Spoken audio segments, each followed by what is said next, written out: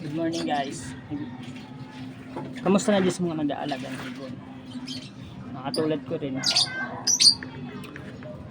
Ngayong umaga, papakita ko sa inyo yung mga alaga o ibon at kung anong mutation nila. So, isa kasi lang papakita sa inyo. Sa mga gusto mag-alaga rin, pwede nyo akong PM. Papakita ko sa inyo mga alaga natin.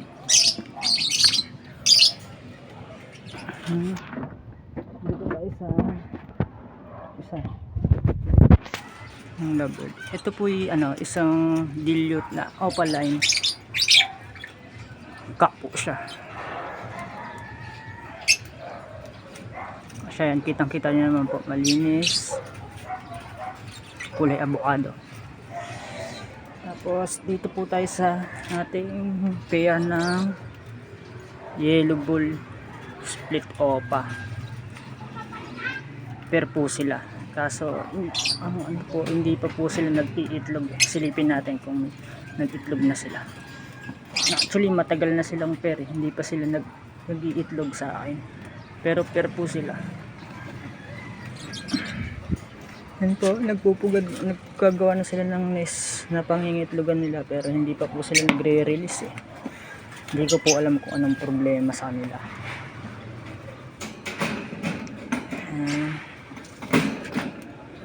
Dito naman po yung ating pair na ito pong lutino na to, opaline po yan.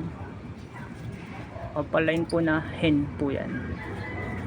At ang pair niya albino opa.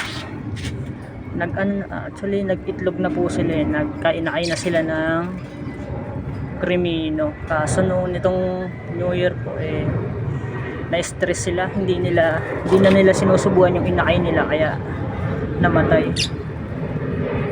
Ngayon po silipin na lang natin kung mag-iitlog sila ulit.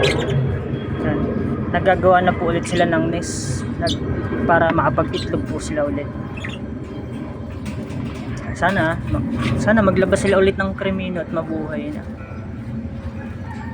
Tapos eto din naman yung lutino natin dito ay cock na lutino po. Ito po yung mga handfeed natin.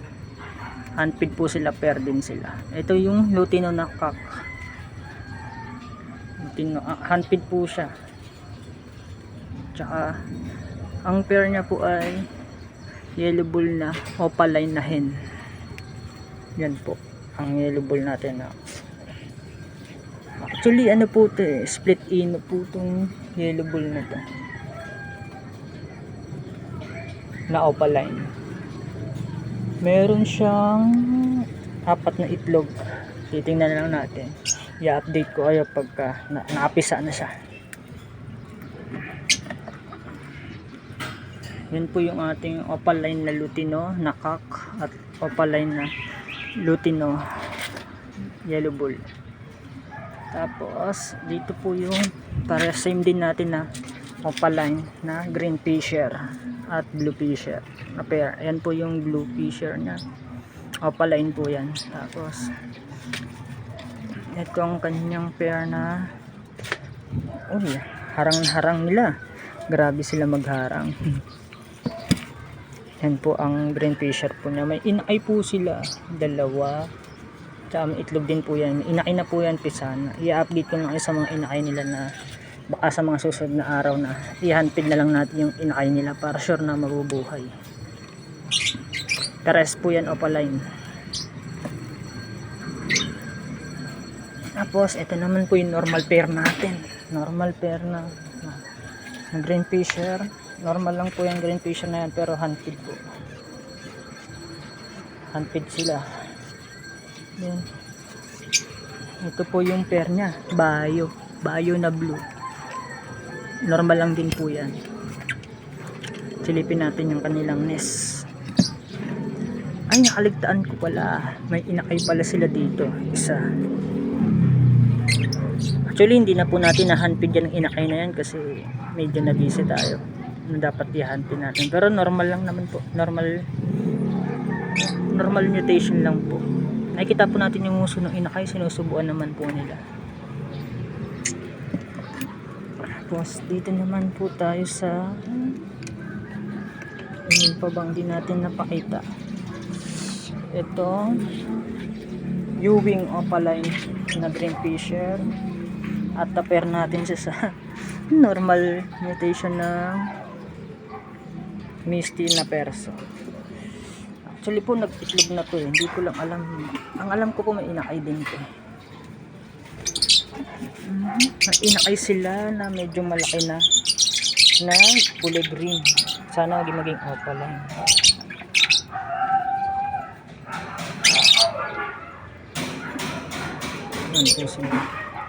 Then eto po last not the least yung wild type perso natin. Actually hindi ko po alam na kung may kak sa kanila. Alam ko po na ginawa ko sila iparesilahin. Pero sinusubukan ko rin po na lagyan sila ng pwede nilang gawing pugad kung sakali na may kak sa kanila. Actually yung pwede nyo po akong i-PM kasi pwede ko po i-out tong green person na to. PM nyo lang po ako. Pwede siyang swap sa ibang mutation and pwede rin bibilhin, tagig area lang po. Ina-out ko rin po to dalawang yellow bull, yung pair na yellow bull tsaka yung pair ng opaline na lutino tsaka yellow bull. Actually po lahat ina-out ko sila pwera dito sa dilute na kak kasi hanapang ko po ng pair yan, tsaka dito sa pair ng albino tsaka lutino. Yan po yung hindi ko binibenta, pero the rest po for sale po yun kahit kasama yung mga inakay nila. Sige po, so ulitin po, i-update ko na lang po kayo sa anak nitong back to back opaline natin na fisher.